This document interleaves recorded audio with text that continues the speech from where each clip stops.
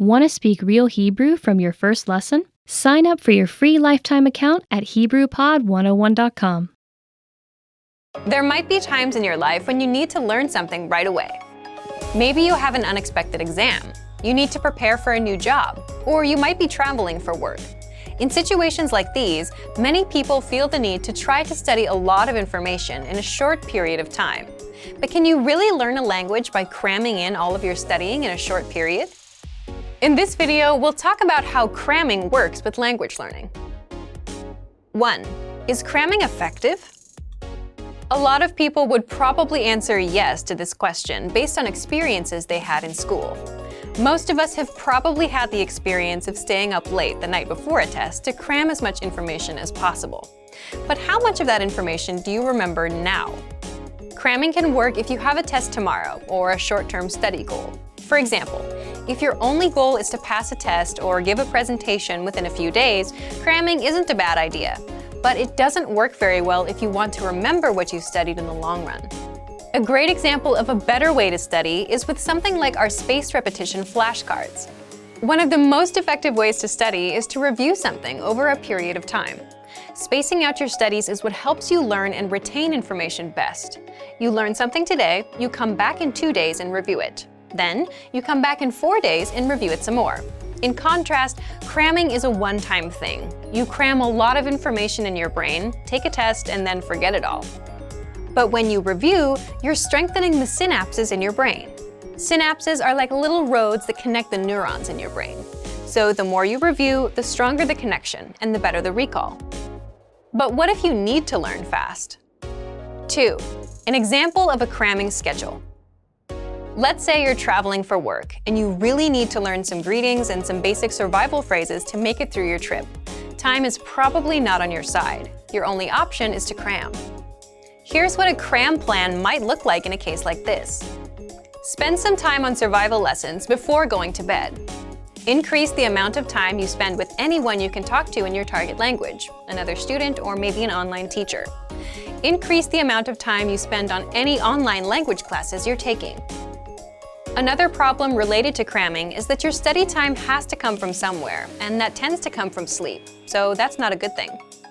We don't recommend cramming, but if you have to cram, which we all do at some point, here are some ideas for how to do it. 3. Cramming learning program. Cramming might get you a lot of fast results in a short period of time, but with just a couple of one-time study sessions, it's a strategy that won't help you in the long run. If you find yourself in a situation where you absolutely have to cram, here's what you can do. First, pick the lessons that align with your goal. Focus on just what you need. If you're learning for travel, skip the other lessons and focus on our survival phrases series.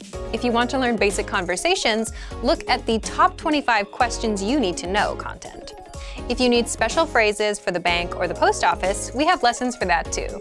And you can find lessons for all kinds of topics and scenarios in the lesson library. Second, prioritize lessons at your level more than the challenging lessons. If you're working within a limited time frame, you'll get more value for your time by doing lessons that are at your level. You can spend more time on the harder lessons later if you find you have the time.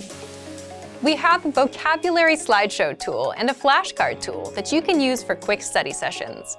Both of these features quiz you on vocab and help you learn fast.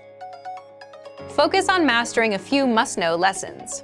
It's better to know all of the dialogue from 5 lessons inside out than to run through 60 lessons and not remember anything. You can also take advantage of our lesson notes. Inside the lesson notes, you'll get the lesson dialogue, translations, explanations, sample sentences, and cultural insights. We have a printer-friendly version of the word bank too. Just click on that to create a printout. It'll give you a physical study sheet you can use to review anywhere.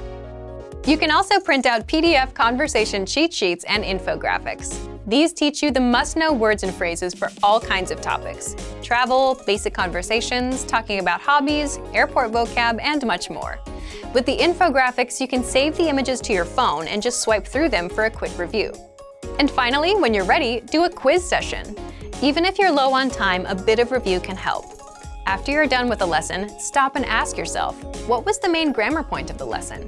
Try and explain that rule to yourself in your head, or say it out loud. Remember, we don't recommend cramming as the best method for learning a language. The key to building skills is repetition.